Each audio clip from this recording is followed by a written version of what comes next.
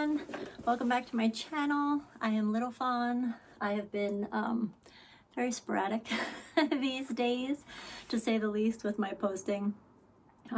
Also my bangs are growing out again. They grow like weeds and eat my face. But September is Porch Fest month around these parts, and I love singing and playing in Porch Fest. So that whole month I kind of dipped out and was practicing. I can't even remember if I made a post about that or not. But ultimately it is it's a beautiful reminder that music is important to me and for my soul. And this year in particular, it struck an even more resonant chord with me and is getting me kind of motivated to complete some projects, initiate some new ones even, that let me use my musical gifts and express myself in that way. So I'm excited for that, but it also kind of dipped me out. And I think I said before too, like, it's very easy to get caught up in the let's try to figure out the algorithm game. Let's try to, I better post now, I better post on these days and at these times. And I think I'm just gonna kind of, I am an Aries sun after all. I'm kind of gonna just do what I want when I want, and just set the intention that it lands where it's meant to land. And in this way I can take the stressors out and put the fun back in, and that's really, really, really important right now. And so I've been writing the channeled messages and posting them on my Substack, and I'll leave the link below in the description. Sidebar, like, subscribe, all of those things. It'd be great to expand this community. So if it resonates, welcome. But I've been doing the transcriptions over on Substack. So for those of you like me who like to read and absorb the encoding in the words themselves, and let it land in that capacity, in the pictures of them, in that visual, that's where they'll all be. So I have been posting over there a little bit, and what I'm gonna do is go to where I have stuff posted, and yeah, I even posted on the Substack, like, in true Aries form, hey, I started a Substack, and then abandoned it after like 3 posts because I was practicing and writing for Porch Fest. I do mostly original music, and then my friend and I like to kind of play around and reinvent some covers, but it's usually originals, and invariably we end up writing like a new one, because that's just how it be. But this year I got to play on my brother's porch, which was really cool. And it inspired my nieces to, like, I held space for them to be able to come up after and perform. The 2 of them, sister harmony is just breathtaking all the time. And they had a little drummer kid with them who was, honestly, I'm thinking about stealing him, even though he's like 14. He was so good. So yeah, and there was a really cool moment where when my niece Alora came up to the microphone after my set was over, and I was rearranging and setting things up for them to be their little sound person, she stepped up to the mic and she said, why does this smell like Granddad? And I had a feeling that my dad would be with us in spirit, all of us together in that way, like a joyful day. It was a beautiful day, sunshine. It was still like well in the 70s. It's a little chillier now. But when she said it, she's like, the mic smells like Granddad, and it smells like Granddad's house. It was just really, really cool to have that confirmation that he was there. So yeah, it kind of allowed me to have an exhale moment, and return to myself.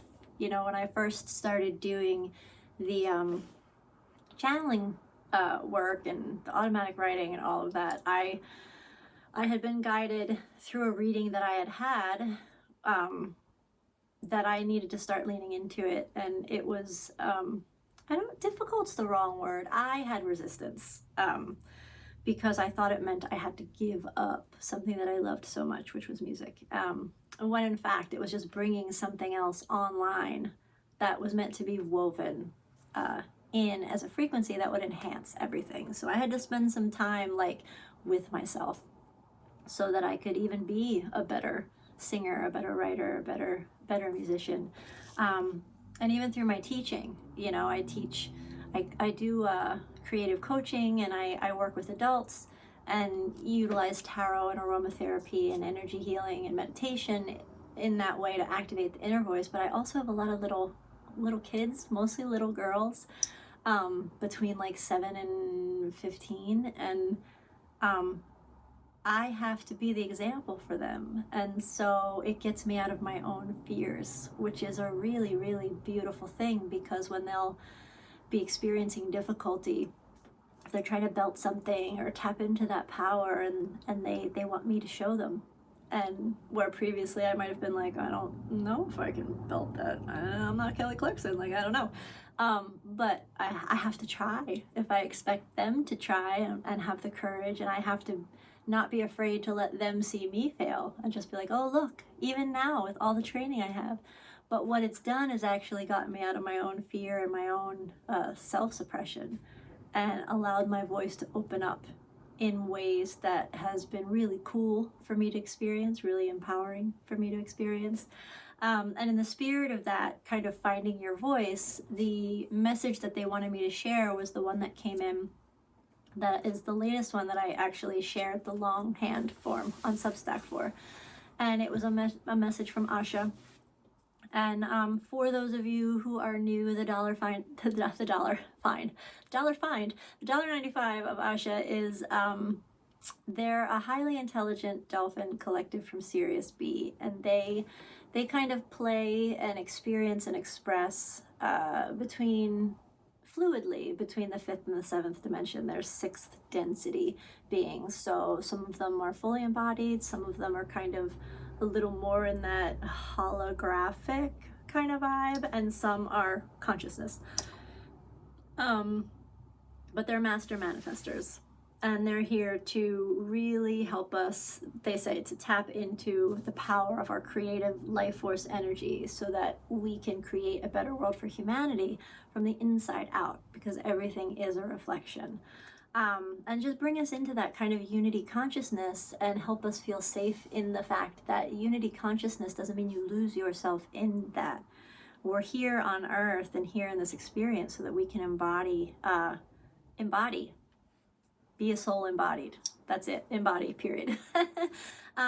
So it's not about blurring yourself out and like kind of losing yourself in the mix. It's about being so sure of your own sovereignty, of your own sacred tone, and knowing that it is the perfect harmonic that contributes to the overall sacred tone that is the humanity collective consciousness. So they're here to help us kind of hold that container through their example when you tap into that energy. So the message that came through, it's the art of tuning in and tapping out. And I've been having a lot of conversations with people because, you know, 2025 is 2025ing, and it's good at it. It's really highlighting the poles within the duality matrix that we have been accepting as our reality for so long. But it's highlighting those poles so that we can see more clearly our own inner truths. You know what I mean? These things are reflections. So it's, what are you looking at? And what's the resonance point in me that has me feeling a kind of way about it, or responding or reacting in a certain way? I was talking to, there's a healer that I recently met, and we've been doing trades with our services, which is great because, you know, healers we need our little energy upgrades too, and it can't always come from us. It's nice to have, like, you know, somebody who's not invested in the ick or in the whatever it is. But I was talking to him about how when we lived at our old apartment, and things got really not great at the end there, and we ended up having to leave very quickly. And in the thick of it, it was that true tower card moment, right? We're like, holy crap, like, how are we, what is this, I don't even know. And the owner of that house, that, or the duplex that we were in, had been really like the energy and the frequency and the way that he treated us like shifted dramatically. But when we look back at it, and I was telling this guy, I was like, you got to ask yourself, what's the resonance point in me that tells somebody it's okay to talk to me that way?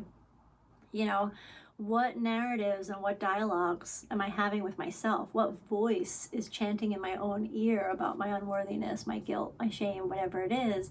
And that creates that little ping, like that little light up resonance that allows somebody to go, yep, that right there, I'm going to show you that a little bit louder, since you're not really paying attention to it.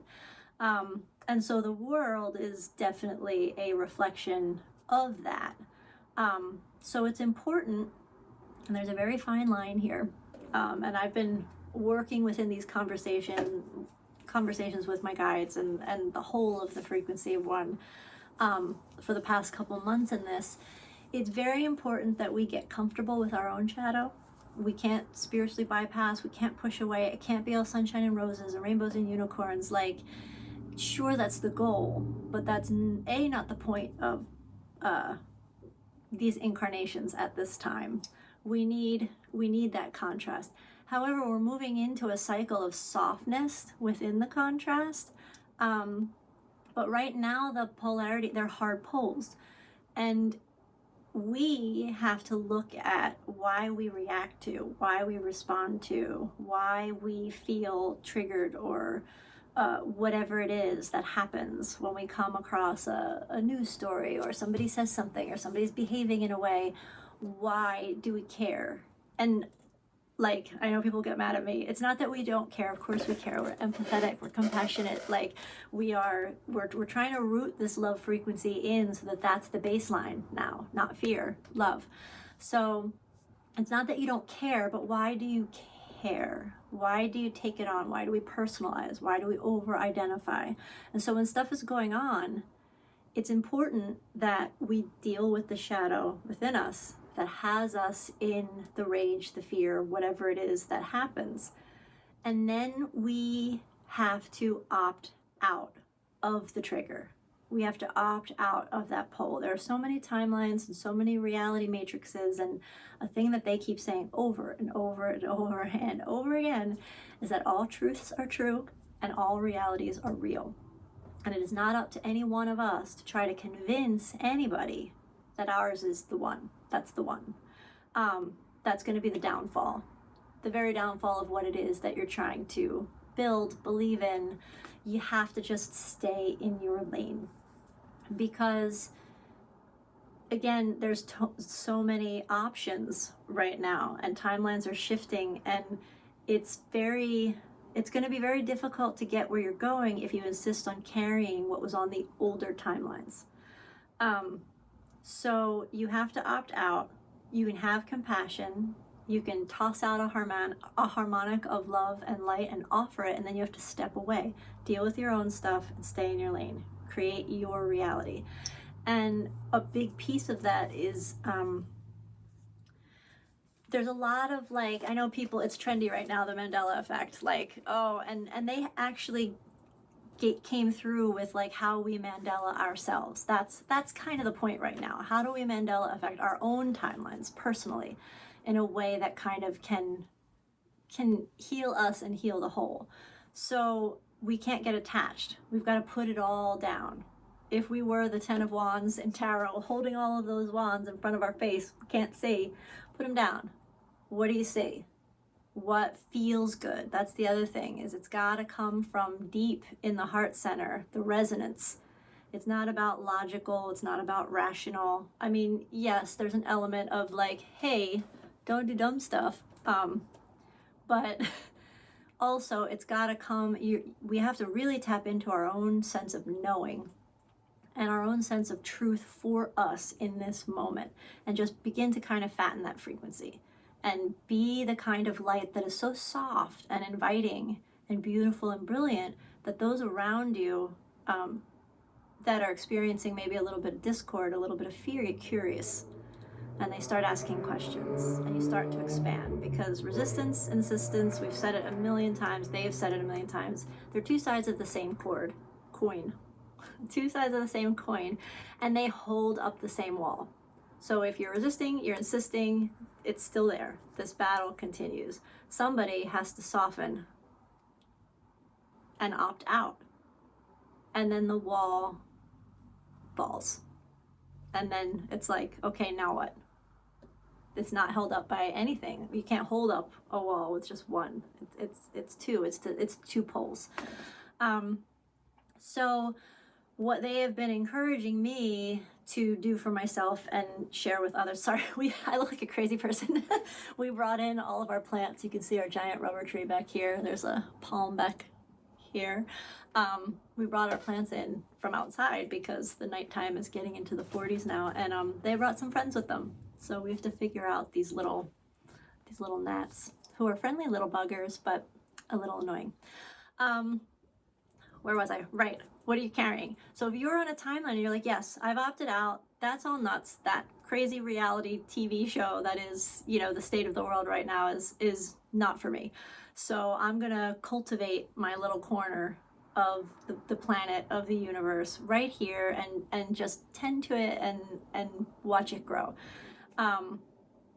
You can't move forward. You'll put yourself in this kind of stasis if you're still holding on to your old origin story. So if you're on this timeline, like if you've taken some leaps, and we're all leaping like moment to moment, breath by breath, day by day here. It's like there are little things popping up, even with me, where I'm like, wait, I've never heard, oh, that's a Mandela, or that's a this. Like, it's happening all the time now. It's commonplace because the shifts are happening faster and faster. They're subtle, but when you're paying attention, you're like, oh, it's like that. But you can't insist that your origin story be the origin story for this new now that we're creating. This, a lot of people call it New Earth. Whatever this is, we can't carry the baggage of that old paradigm with us. So we have to let go of the origin stories completely. We have to, and again, not spiritually bypassing, not going, okay, I close the door on that. No, it's that you decide to just simply let it go. You thank it. And, if you grew up in a house where you felt abandoned, look at where you were supported. Start to dissolve out the abandonment template. If you grew up where you felt like you weren't financially supported by who you thought should financially support you as a teenager or college student or whatever, go back and look at who, because I guarantee you can find them, who did show up for you. Oh, I can't believe this person bought my headshots, something that happened for me. I can't believe that this person did this. They didn't have to do it, they just did it.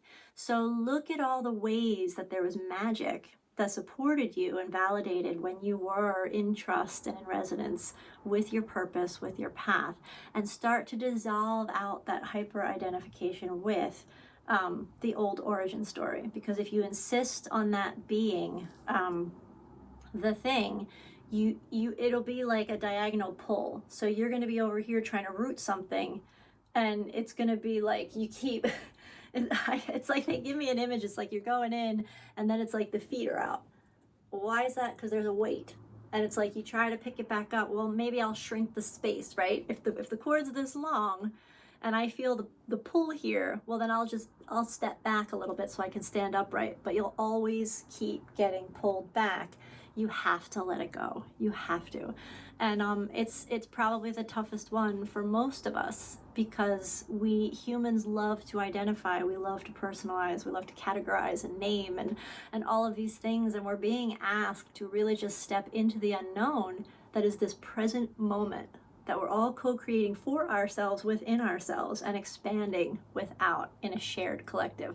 So when we do that, then we're able to just focus on, when you don't have anxiety when you're in the moment. when you are engaging in your five senses, and when you're breathing deep, and when you're asking yourself questions that validate in the moment.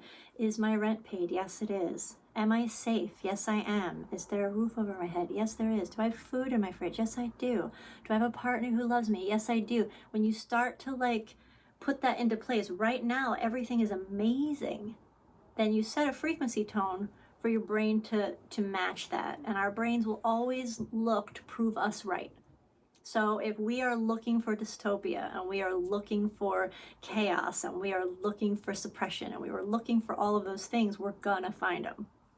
But if you start looking for joy, looking for shared moments of compassion, looking for grace, you're gonna find it. You're just gonna find it, because the brain loves to prove itself right. So if you believe whatever you believe, you're right. And again, everybody is where they are. So when things go on, there will be people who need to who choose, not even need. This is about choice. This existence, this life, it's choice. We all chose to be here now, in exactly the form that we are in, on exactly the journey we are on. So if you chose to be here now and you're choosing to opt out, then everybody else needs to just accept that. If you are here now and you're choosing to protest and be actively engaged, everybody needs to accept that that is important. That's a part of that journey. That's a part of that evolution. If you're here now and you're duking it out on the lower depths of that old third dimensional paradigm, that's part of what they are choosing and wanting to experience. So we have to allow all truths to be real and valid. We can't save anybody. We're not meant to save anything. We're meant to experience. We're meant to express. And all we can do is experience and express as our soul truth. So that acceptance will set you free, and it will really go a long way towards aligning you on the trajectory path that is the higher frequency timeline, which ultimately we're all headed for. And again, a lot of things will look the way they look based on where you are. When we move into these kind of fifth dimensional energies, it's going to be a different, it's subtle. It's not going to be like, oh, hey, space cars. Like, it's not going to be this like massive shift. It's going to be subtle and nuanced, kind of like how I became vegan. I didn't go, hey, I'm vegan and that's what I am now. It was like one day I woke up and went, oh, look at that. I'm vegan. When did that happen? Well, I stopped. It was like a slow rollout. And honestly, those kinds of evolutionary paths are the most sustainable and most easily maintainable ones. So just let it look like what it looks like. And as we move into the fifth dimensional energies, I know that they've mentioned it before, things are quicker. So pay attention to where, oh, I thought a thing, and then I saw a thing, and then I heard a thing, and then this person gave me this thing. Like, there are all these little things, and the more you notice it, it's like, oh, I'm tapping in now. Today I had 2 littles for their voice lessons, and they've been in full K-pop demon hunter mode for a while now, and I'm not even mad at it because it's awesome. But today they shifted. Well, in the shower, I put on like a new playlist just to sing and dance around to while I was getting ready. And the new Taylor Swift songs were popping in there. It wasn't the whole album, but I listened to, I think, Ophelia, and I was like, oh, I like this. This is good. And then there was another one, Opalite. And came in, and these two have been K-popping since like it came out. And the first one goes, I think I'd like to sing Ophelia today. And I was like, would you now? And I had a little chuckle to myself. And then the one who came in right after her went, I think I want to sing Opalite today. And like, so that's like a little example of like how that works, and how like that awareness. And it was also within it, there's this like detachment, because when you have moments like that, like I wasn't in the shower going, oh, you know what, maybe I'll try this song with her today. Oh, this would be a good song. Like, it wasn't any of that. It was like the song came on, I was like, oh, I like this. This is cool. And maybe I should listen to the whole album. And then coming in, that resonance was in place, and they came in, and because the littles are already there. They're already carrying those frequency codes. They came in and were like, hey, Ophelia, Opalite. So it's a little bit instant, which is why we need to really be mindful of our frequency maintenance and not feel guilty or bad or shameful if we're having a good life in the center of all of this. The point is to find the eye of the storm, to be in that safe pocket, and to learn how to expand it out. And, you know, as an invitation, like we talked about before, the firefly on the bridge, like be the firefly on the bridge. Let people get curious. Let people kind of be like, oh, what's that over there? Because it's going to go a lot farther. Words. It's going to go a lot farther if people discover, choose, and anchor in with that harmonic on their own. We can't force anything at this point. It has to be choice. So with that in mind, they gave me a short little message about just trusting your voice, trusting what you feel as truth, trusting what you know as truth. And don't worry if it doesn't look or sound like what other people around you are calling truth. Like, don't worry, like, oh, there are things that happen to me all the time where I'm like, I don't really know what I'm doing, but I feel like this is a thing, and then I'll listen to somebody who's like an Egyptologist or a polymath, you know what I mean? And they say something and my partner will be like, didn't you just say that like 2 weeks ago? But like, I don't have an attachment to it because I'm just receiving and going, that feels like a thing. Okay, note to self. And then it gets validated in these weird little ways, just not because I'm looking for it, but because I accepted it as a truth for me, if that makes sense. Okay, I just spent like a half an hour rambling and smacking at little tiny gnats. So this is about, again, the art of tuning out and tapping in. And in order to tap in, you have to tune out. Our greatest power lies in stillness right now. So that's where we need to make a point to make time for ourselves. And I started reading, I'm late to the party on this, but I started reading the Gene Keys, and it's been like mind-blowingly resonant for me. And it's a digest. So I'm kind of looking at my own keys and then also using it kind of like I do the Bobby Klein I Ching book, where I use it as an oracle and kind of open up to whatever's resonant for right now. But he has an app too called, I think it's called Triple Flame, and it's free. There are no ads, and there are so many beautiful meditations on there. But what I love is that he has a 3-minute, a 5-minute, and a 10-minute where you can choose silence or music, or you can go on like guided journeys or whatever. But I've been using the music, and there are 7 different choices of music, and so I usually intuit which one is the one. And to sit, whether it's 3, 5, or 10 minutes, whatever I have, I do it twice a day, and then I have like my regular daily meditation. He recommends like that 3 minutes 3 times a day. And that's your pause for just contemplation, for tuning in and checking out, you know. And I can't recommend it enough. So I'll try to remember to put a link for that too, because it is very powerful, very quick, and it makes a huge difference in the frequency that you go out and meet the world with. Okay, so everyone is a channel. If you are a soul embodied alive on this planet at this time, then you contain within you the full capacity and sacred tone for connecting with the divine. For you are, each and every one of you, divine. It is already encoded within your soul blueprint. You only need to tune in. And Asha works with they brought forth the frequency of 1 to me. And I think I put it in another Substack where they finally gave me like a tangible, diluted definition of it, which is that it is the tone that is emitted by source, and it's the tone that contains the collective harmonics of the whole of the universe in this brilliant kind of chord progression, whatever it is. It's a tone that contains all of that, and we each are one of those, you know, one of those microtones, one of those harmonics. We exist in there, and because of that, we absolutely can connect, because we're always connected.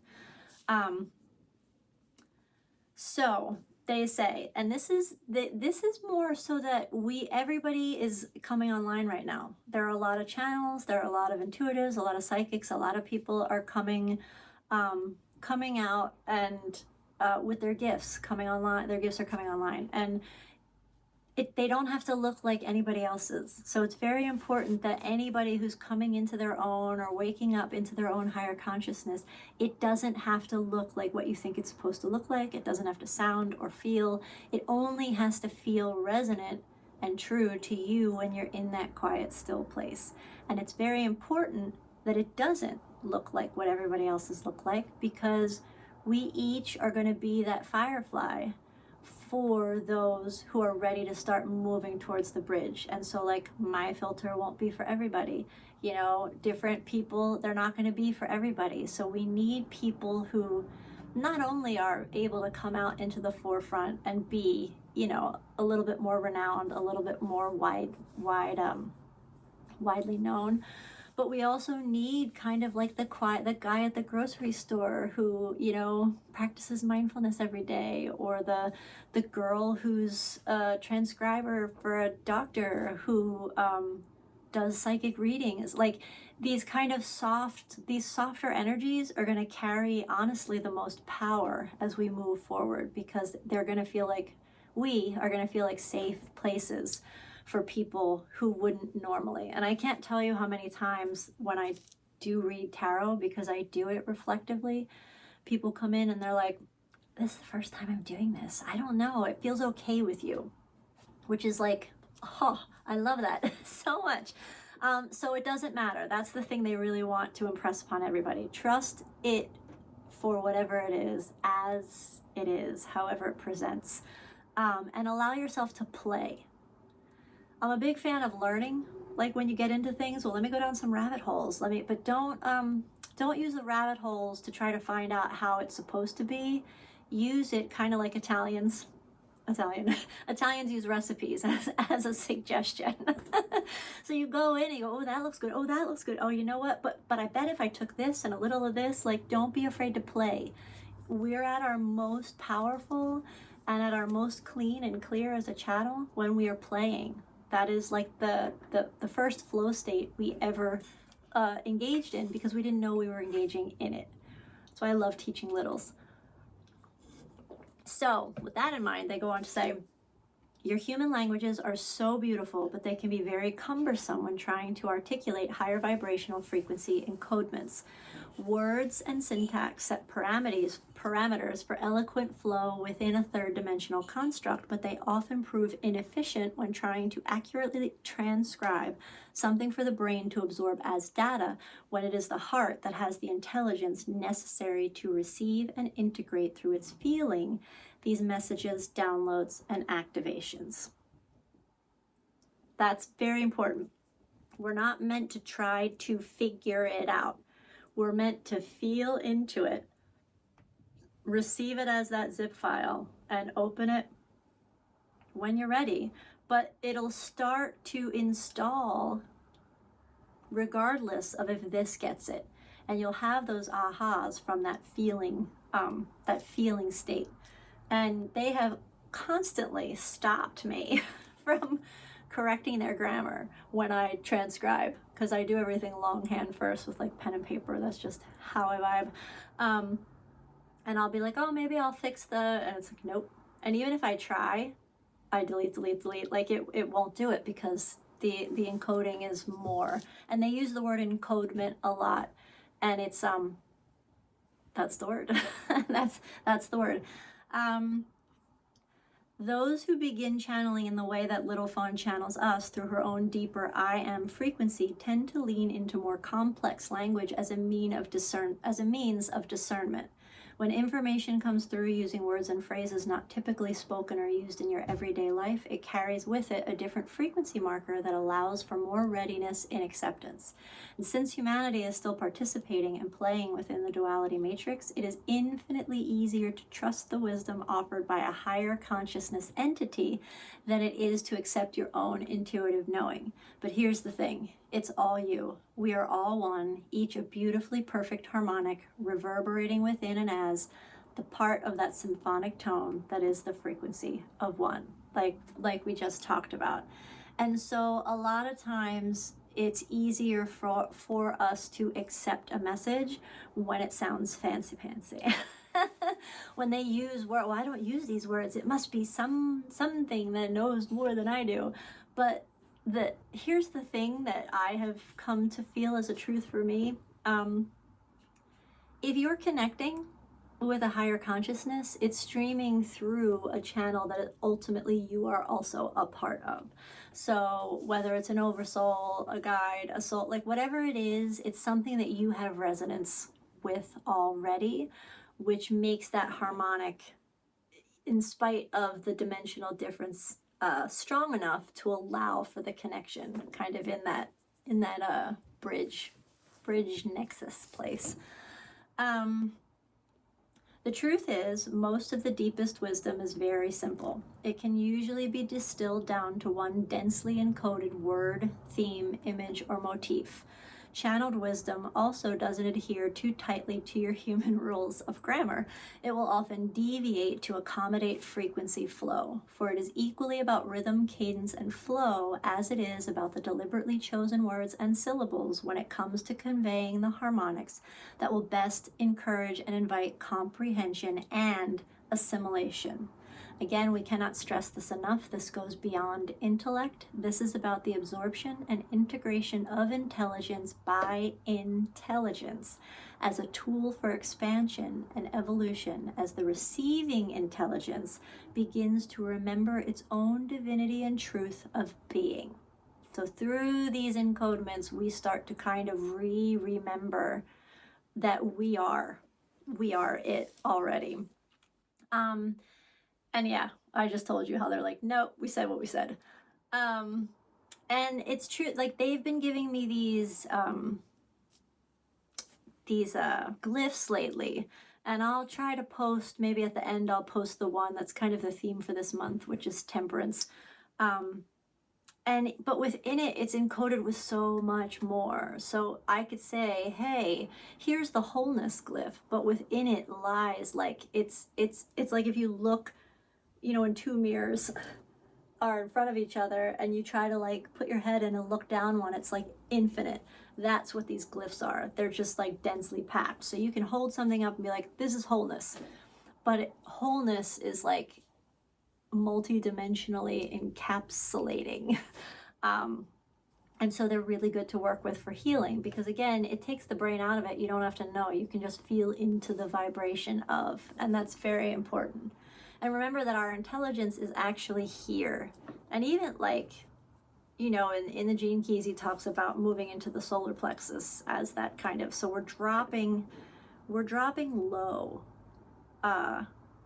in order to really tap into whole soul being intelligence. We're, instead of getting like stuck here, it's like, no, we gotta like settle in. Yeah, where did they stop? So it goes beyond intelligence as an expansion. So this is about the absorption and integration of intelligence by intelligence as a tool for expansion and evolution as the receiving intelligence begins to remember its own divinity and truth of being. That awakening tone then loops back to further enhance the breath wave of its catalyzing source point, which is always source itself, and which is always you. In this way, you are both the channel and that which is being channeled. So trust the flow, trust your voice. Trust in your own harmonic resonance with and as your now expression, the expression of that which flows through you from the higher frequency realms and as your own source point frequency. This triune creates a unification that allows for a Mobius spiral of evolutionary growth through synchronized and synthesized flow. It is also an opportunity to be simultaneously creator, creation, observer. Co-weaving the breath wave pulse in open awareness and collaborative tandem, each sending pulse waves of vibrational tones that inform the overall symphony of harmonics within the higher octave frequency spectrum of experience and expression and experience of expression. Yeah. So opening it up to, the Mobius spiral strips, they seemingly spin in both directions simultaneously.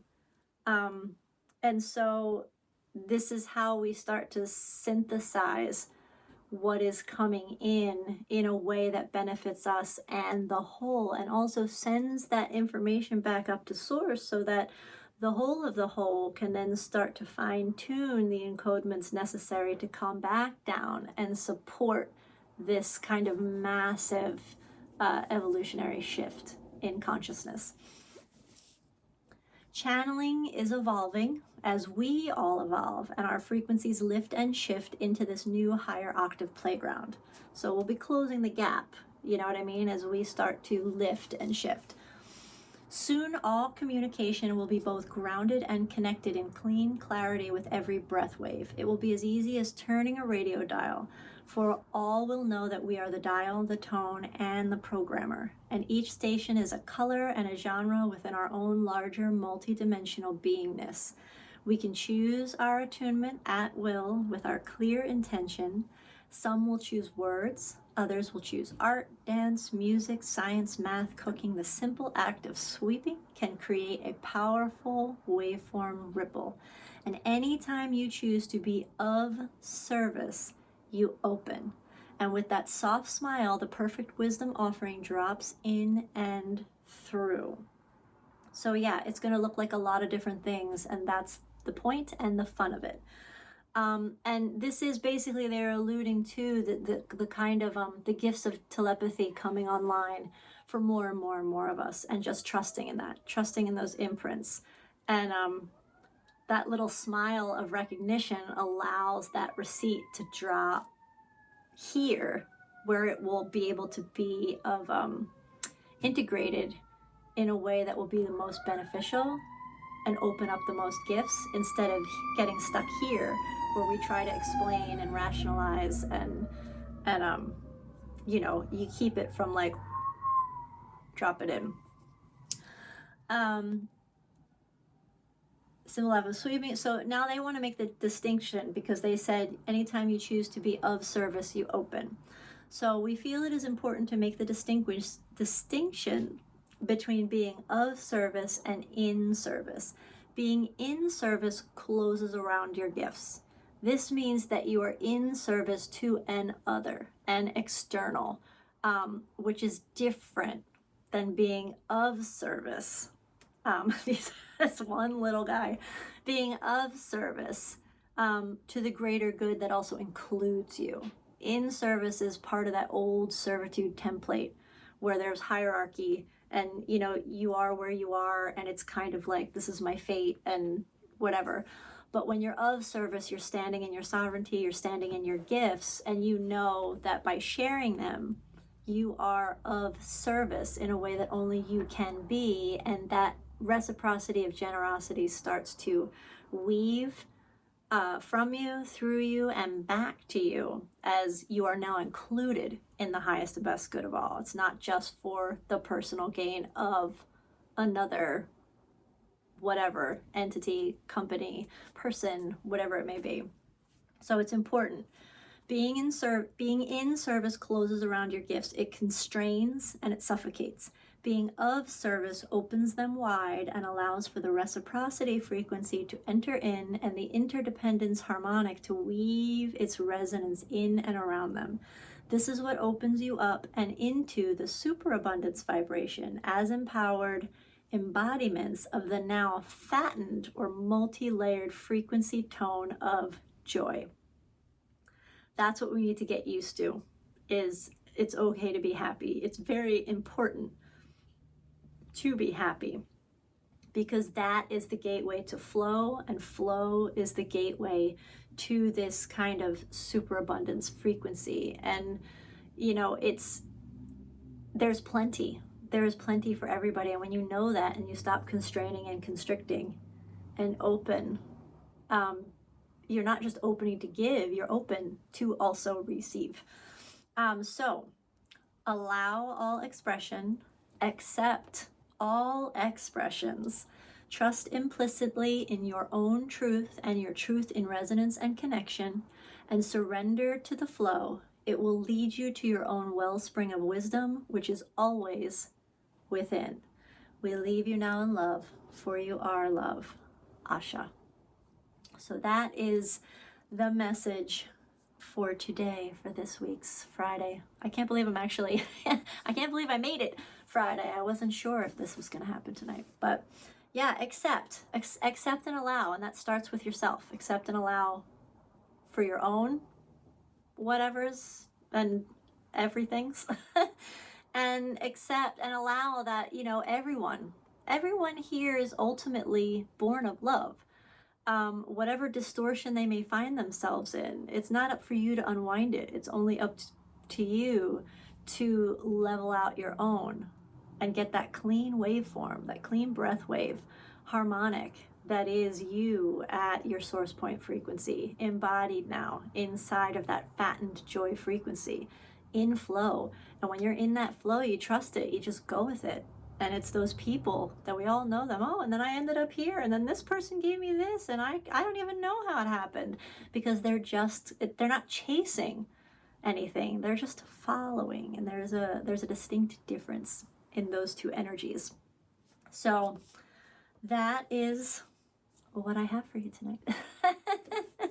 It's good to talk to you again. I'm gonna try and get this up in the next couple of hours. It might show up tomorrow morning, which won't matter when you're watching this, because it'll just be when you're watching this. So I am wishing you all of the good flow. May you settle into your own intelligence and learn to really trust that inner voice, and allow yourself to play. Allow yourself to play. Life is supposed to be fun.